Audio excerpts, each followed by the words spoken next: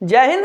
देखिए, हम लोग मौलिक अधिकार पढ़ रहे थे, फंडामेंटल राइट्स पढ़ रहे थे, जिनमें हमने समता या समानता का अधिकार कल की क्लास में पढ़ लिया था। जिन लोगों ने वो वीडियो नहीं देखी है तो जाकर के चैनल पर जाकर के उसको देख लीजिएगा। ठीक है, आज का जो हमारा टॉपिक है स्वतंत्रता का अधिकार। देखिए, हम बात कर रहे थे कल भी मौलिक अधिकारों की, और भारतीय संविधान के भाग 3 में आर्टिकल 12 से लेकर आर्टिकल 35 तक मौलिक अधिकारों को दर्शाया गया है, जिनमें बताया गया है कि इस समय जो मौलिक अधिकारों की संख्या है वो कितनी है, 6 है।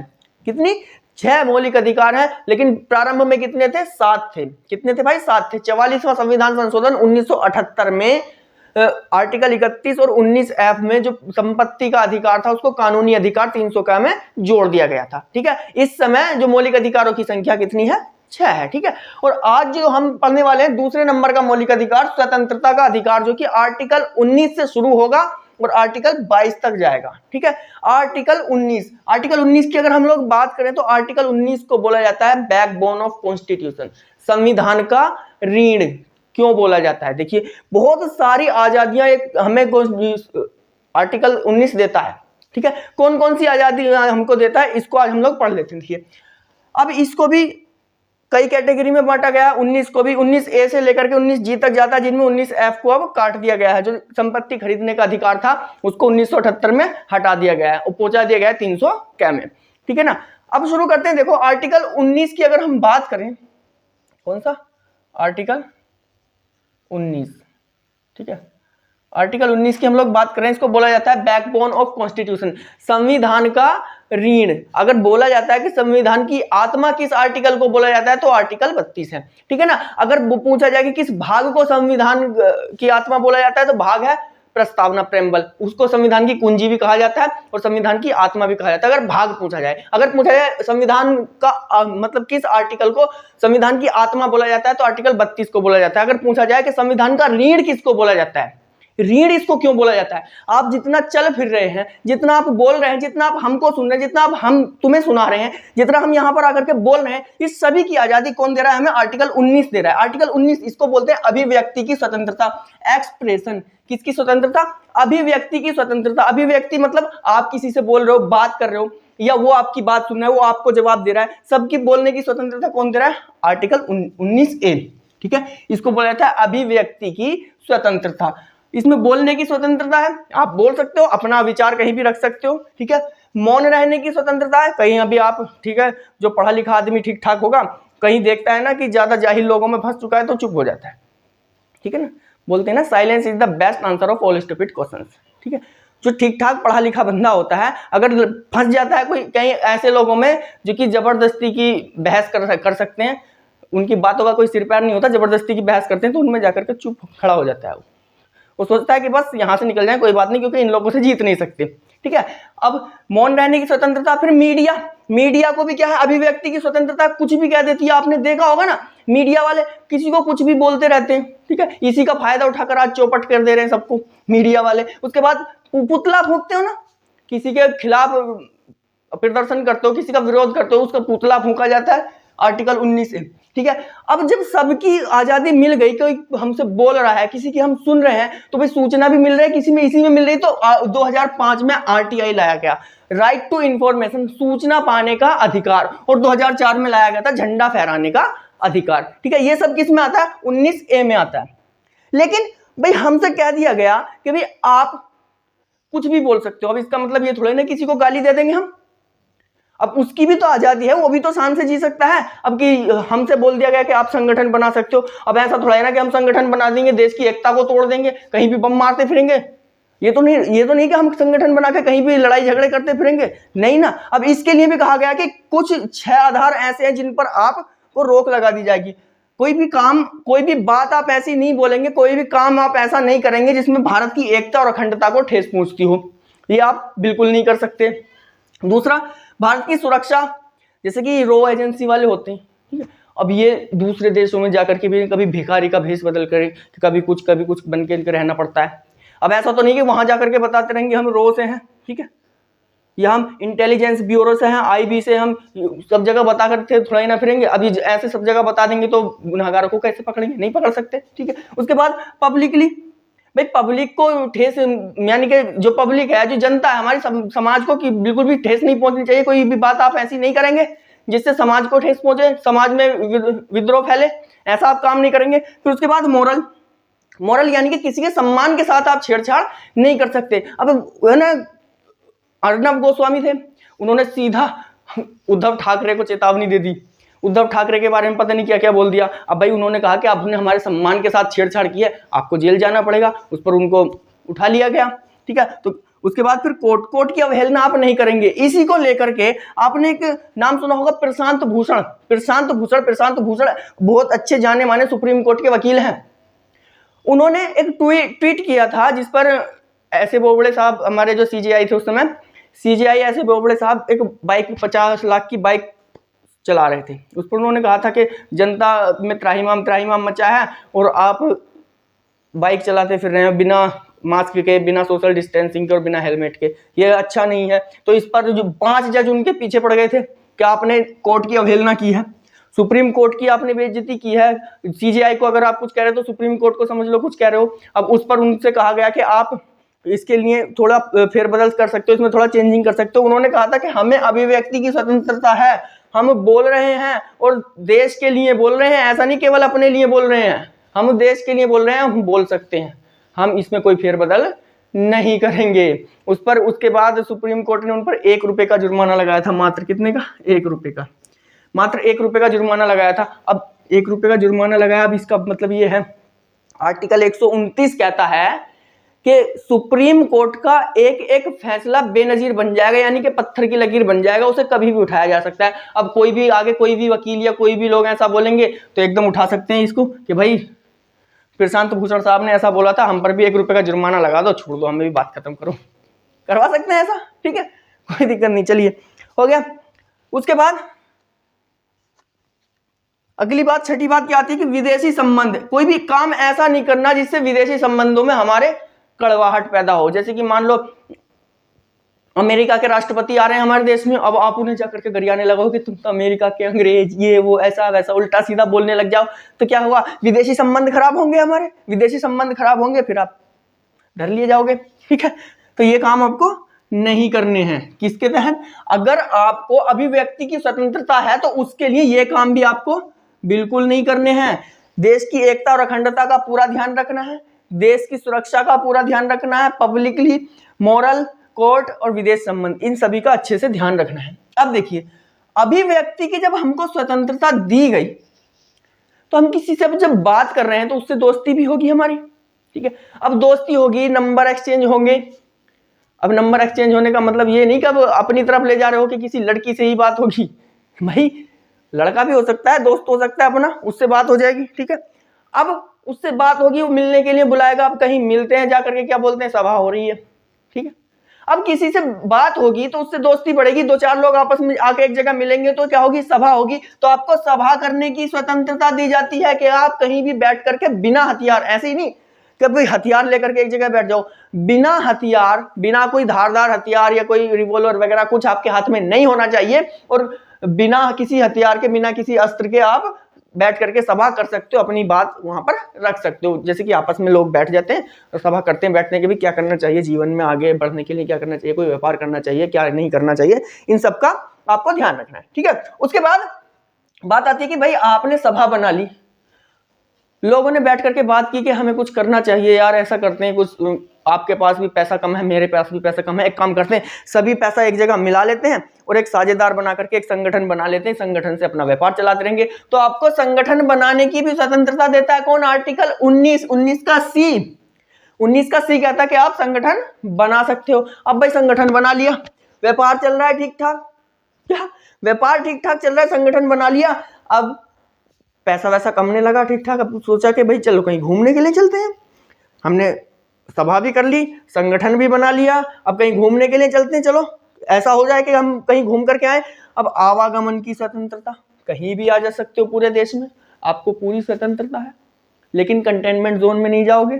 अगर मान लो गलवान घाटी में छिड़ रहा है युद्ध और आप कहो कि हमें स्वतंत्रता है आवागमन की, हम जा रहे हैं घूमने के लिए, बहुत मारेंगे पकड़ करके। ऐसी जगह जाना जहां पर आपको बोला जाए ठीक है ना, वहां पर नहीं जाना है। तो आवागमन की यानी कि आने जाने की स्वतंत्रता आपको मिल गई। उसके बाद अगर कहीं आप आ जा रहे हो, मान लो आप यहाँ मैदानी क्षेत्र में रह रहे हो, यूपी में रह रहे हो, मैदानी क्षेत्र में रह रहे हो, ठीक है, यहां से आप उत्तराखंड चले गए घूमने के लिए। अब मैदानी क्षेत्र छोड़कर आप उत्तराखंड पहाड़ी क्षेत्र में जाओगे तो आपको काफी खूबसूरत जगह लगेगी, और है ही खूबसूरत, ठीक है, काफी खूबसूरत जगह लगेगी। आपको लगा कि यार यहीं रुक जाए तो अच्छा रहेगा, बहुत अच्छी जगह है, बहुत मन लग रहा है यहाँ पर, यहीं भी रुक जाए तो अच्छा है। तो इसमें भी 19E कह रहा है कि कहीं भी निवास करने की स्वतंत्रता है, आपको नहीं रोकेगा कोई भी। भाई आपको अगर वहां जाकर पहाड़ी क्षेत्र में जाकर के अच्छा लग रहा है तो वहां पर निवास करने लग जाओ, वहां पर रहने लग जाओ, आपको नहीं रोकेगा। उसके बाद एक अधिकार था 19F, संपत्ति खरीदने का अधिकार, क्योंकि भाई आप कहीं जाकर के रुकोगे तो वहां पर संपत्ति तो खरीदोगे, लेकिन ये अभी भी है, लेकिन यहां पर नहीं है, ये कानूनी अधिकार में डाल दिया गया है। क्यों भाई, आपको कोई बेच रहा है तो आप उसको ले लोगे, लेकिन उस समय क्या था, अब ये मौलिक अधिकार है। अब मान लो किसी को कोई संपत्ति नहीं बेच रहा, अब तुम सुप्रीम कोर्ट पहुंच जाओगे कि हमारा मौलिक अधिकार है, हमें संपत्ति नहीं बेच रहा, हमें तो चाहिए ही वो। अब दूसरे का, अगले का भी तो मौलिक अधिकार है, वो भी तो शान से जी सकता है, वो क्यों दे अपनी संपत्ति आपको, उसको संपत्ति संरक्षित करने का भी अधिकार है, ठीक है। तो इस सब को क्या कर दिया गया, खत्म कर दिया गया कि संपत्ति खरीदने का अधिकार। उसके बाद भाई आप किसी दूसरी जगह जाकर के बसोगे तो वहां व्यापार करोगे, व्यापार तो करना पड़ेगा, या कोई दूसरा काम तो जरूर करना पड़ेगा, तो व्यापार करने की भी स्वतंत्रता है, कहीं भी जाकर के अपना कोई व्यापार आप कर सकते हो, ठीक है। ये सारी स्वतंत्रताएं किस में आती हैं, आर्टिकल 19 में आती है। आर्टिकल 19 को बोला जाता है बैकबोन ऑफ कॉन्स्टिट्यूशन, संविधान का रीढ़। एक बार फिर से रिपीट कर देता हूं, अभिव्यक्ति की स्वतंत्रता, जिसमें आपको बोलने की स्वतंत्रता है, ठीक है। इस अभिव्यक्ति की स्वतंत्रता का दुरुपयोग भी बहुत सारे लोग करते हैं, एक तो मीडिया कर ही रहा है, दूसरे भोजपुरी सॉन्ग वाले ऐसे ऐसे गाने बनाते हैं कि आप परिवार में बैठकर सुन ही नहीं सकते, और इन गानों को सबसे ज्यादा बजाते हैं हमारे ऑटो वाले, खेनी रगड़ रहे हैं और पीछे गाना चल रहा है पायल या बजनी ला दो पिया, पता नहीं क्या क्या सुनते रहते हैं, ठीक है। तो ये दुरुपयोग करते हैं सबसे ज्यादा, ठीक है ना। और आप देखो नॉर्मल बॉलीवुड में गाने वगैरह बनते हैं तो उसमें हीरो गाता है हीरोइन के लिए, हीरोइन गाती है हीरो के लिए, ये इनका अलग ही लेवल है, ये गाते हैं अपनी चाची के लिए, अपनी भाभी के लिए, पता नहीं क्या करते हैं ये लोग। उसके बाद अभिव्यक्ति की स्वतंत्रता होगी, सभा करने की स्वतंत्रता, लेकिन बिना हथियार। आप कोई हथियार लेकर के सभा में नहीं बैठोगे, उठा लिया जाएगा, धर लिया जाएगा वो, ठीक है, धर लिए जाओगे एकदम। उसके बाद संगठन बनाने की स्वतंत्रता, संगठन आप बना सकते हो भाई, संगठन कैसा, ऐसा संगठन नहीं। अब संगठन का मतलब ये नहीं कि आपने कोई संगठन बना लिया और कहीं भी किसी को पीटना शुरू कर दिया कि हमारा संगठन बना हुआ है, हमें कह रहा है आर्टिकल 19C हम संगठन बना लेंगे, पीटना नहीं भाई। कोई ऐसी समिति बनाओ जिससे आप देश की इकोनॉमी बढ़ा सको, या अपना कोई व्यापार कर रहे हो संगठन बना करके, मान लो कोई साझेदार संगठन बना रहा है, ठीक है, कोई साझेदार के थ्रू संगठन बना रहा है, उससे कोई भी व्यापार कर सकते हो आप। उसके बाद कहीं भी निवास करने की स्वतंत्रता, संपत्ति खरीदने का अधिकार जो कि 1978 में खत्म कर दिया गया, अब ये नहीं रहा है, व्यापार करने की स्वतंत्रता। आप लोग इसका स्क्रीनशॉट ले लीजिए, बढ़ते हैं आगे।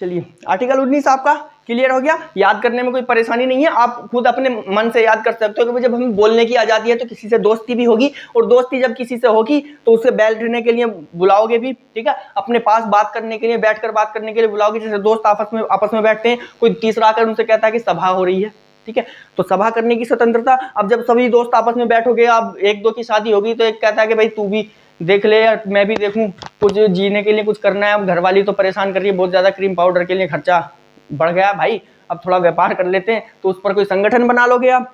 अब संगठन बना लोगे, उसमें कमाई ठीक ठाक होने लग जाएगी, तो आप सोचोगे कि दोस्ती के पुराने दिन फिर से याद कर लेते हैं, चलो कहीं घूमने के लिए चलते हैं। कहीं घूमने के लिए जाओगे तो मान लो तुम यहाँ मैदानी क्षेत्र से पहाड़ी क्षेत्र में गए या पठारी क्षेत्र में गए, वहां आपको अच्छा लगा तो वहां आप सेटल हो गए, वहां बस गए, ठीक है, वहां पर आप रहने लग गए, तो क्या आपको कहीं भी निवास करने की स्वतंत्रता मिल गई, आने जाने की भी स्वतंत्रता, निवास करने की स्वतंत्रता।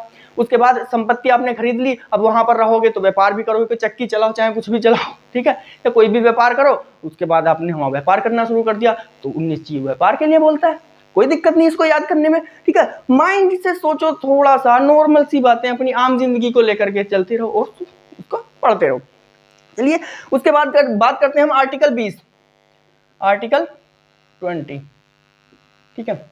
आर्टिकल 20 कहता है दोष सिद्धि के संबंध में संरक्षण, दोष सिद्धि के संबंध में संरक्षण, दोष सिद्धि के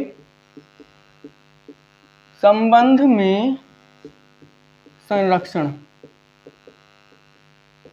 अब दोष सिद्धि के संबंध में संरक्षण किस तरह से हो जाता है, ठीक है। इसमें 2 पॉइंट आते हैं। पहला पॉइंट जिसमें कहता है कि एक अपराध के लिए एक बार ही सजा दी जाएगी, 2 बार सजा उसको नहीं दी जाएगी, ठीक है।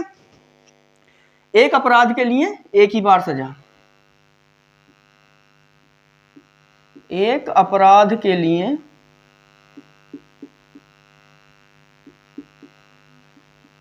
एक ही बार सजा,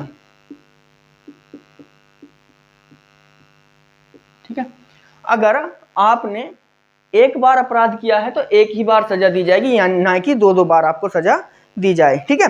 अब एक अपराध के लिए एक बार सजा कैसे? मान लो आपके किसी पड़ोसी ने आपके खेत में जाकर के कोई उल्टा काम कर दिया, या मान लो आपको पीट दिया, ठीक है। अब उसको पीटने के लिए आपने क्या किया, जाकर के शिकायत कर दी थाने में। अब थाने में से जाने के बाद मुकदमा लिखवा दिया, उसको सजा मिल गई। सजा काटने के बाद वो घर आ गया 1 साल बाद। अब 1 साल बाद जब वो घर आ जाएगा, वो फिर से थोड़ा ही ना आप कोर्ट चले जाओगे कि भाई ये घर बाहर आ गया, इसने हमें मारा था। अब कोर्ट आपको बोलेगा कि बेटा एक बार सजा दे चुके हैं, दोबारा इसको सजा नहीं देंगे, वरना इस बार तुमको भेज देंगे अगर दोबारा मांगोगे। तो बोला जाता है कि आपने अगर एक बार अपराध किया है तो सजा भी एक ही बार मिलेगी, 2 बार उस पर सजा आपको नहीं दी जा सकती, ठीक है। उसके बाद इसी में आता है कि एक अपराध के लिए एक बार सजा। फिर दूसरा, अपराध के समय जो सजा होगी, ठीक है, वही सजा दी जाएगी, ना कि वर्तमान की सजा, ठीक है। अपराध के समय जो सजा होगी वही सजा दी जाएगी, ना कि वर्तमान की सजा। कैसे? मान लो इस समय इस बंदे ने, हमने कोई इंसान बना दिया, यहाँ पर बड़े बड़े दांत हैं इसके, खूंखार सा, ठीक है। इसके हाथ में हमने तलवार दे दी, ठीक है, हाथ में तलवार दे दी। इसने मान लो इस इंसान की मुंडी उड़ा दी, ठीक है, काम खत्म कर दिया। मान लो इसने मारा तो था इसको 1997 में, ठीक है। अब हमारे देश में कम से कम 3 से 4 करोड़ केसेस पेंडिंग पड़े हैं, ठीक है। अब इसने 1997 में इसको मारा था, और 1997 में जब इसने इसको मारा था तो उस समय मर्डर की सजा हम मान लेते हैं, ठीक है। उम्र क्या चलती है कोई दिक्कत नहीं, लेकिन हम मान लेते हैं कि भाई 10 साल कैद थी। कितनी? 10 साल कैद थी, मान लेते हैं ऐसा, ठीक। लेकिन केस चलते हुए आ गया 2023, ठीक है। बहुत लंबे केस चलते हैं ना भारत में बहुत टाइम तक, काफी टाइम तक केस चलते रहते हैं। उसके बाद सजा बोली जाती है, अपील पर छूटकर घर आ जाते हैं। उसके बाद से तारीखें पड़ती रहती, तारीख पे तारीख पड़ती रहती है। उसके बाद जाकर के सजा मिलती है। कि चुटकुला भी बोला जाता है ना कि एक बार एक महिला अपनी पोती के साथ कोर्ट में गई हुई थी, और जो दूसरी तरफ वादी था जिसके ऊपर अपराध था लड़की छेड़ने का, वो भी बूढ़े ही थे, ओल्ड थे वो भी। और दोनों जब गए कोर्ट में, तो उसके बाद जज साहब ने बोला कि आपको अपनी कम से कम उम्र तो देखनी चाहिए, आप इस उम्र में लड़की छेड़ते हो। तो उन्होंने कहा कि साहब छेड़ी तो काफी समय पहले थी, जिसको छेड़ा था वो भी अपनी पोती के साथ आई है, ठीक है। तो इसने 1997 में मार दिया, और उस समय 10 साल की सजा थी। लेकिन फैसला कब हो रहा है, मतलब कब निर्णय लिया जा रहा है? 2023 में। और कहा जाए कि 2023 में जो मर्डर की सजा हो गई है, फांसी हो गई है।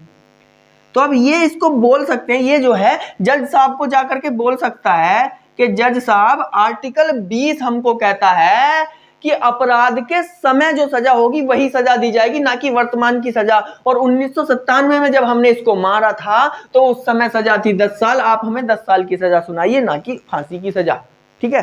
तो दोष सिद्धि के संबंध में संरक्षण, यानी कि जो दोषी है उसको भी कुछ संरक्षण दिया जा सकता है। दोषियों को संरक्षण कौन सा आर्टिकल देता है? आर्टिकल 20 देता है, ठीक है। क्लियर है? बढ़े आ गए।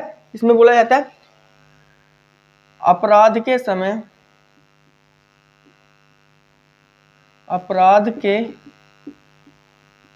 समय जो सजा होगी वही दी जाएगी, ना कि वर्तमान की।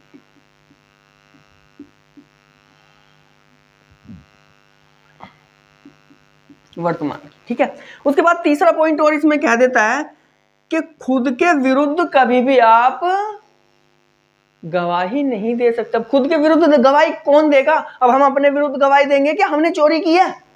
हाँ, हम जाकर के कहेंगे कि ये आलम सर ने जरूर चोरी की है, इनको सजा दीजिए। हम खुद के विरुद्ध गवाही देंगे? नहीं दे सकते ना। तो इसमें साफ साफ कह दिया गया कि खुद के विरुद्ध गवाही नहीं दे सकते।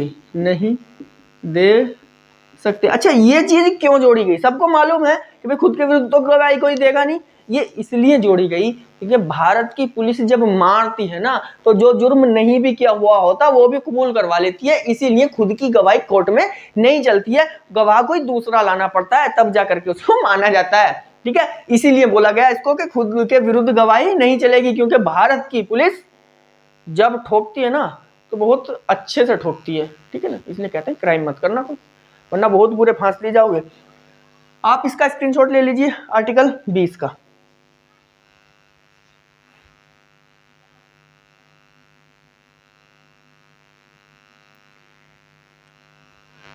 चलिए, आर्टिकल 20 आपका हो चुका है।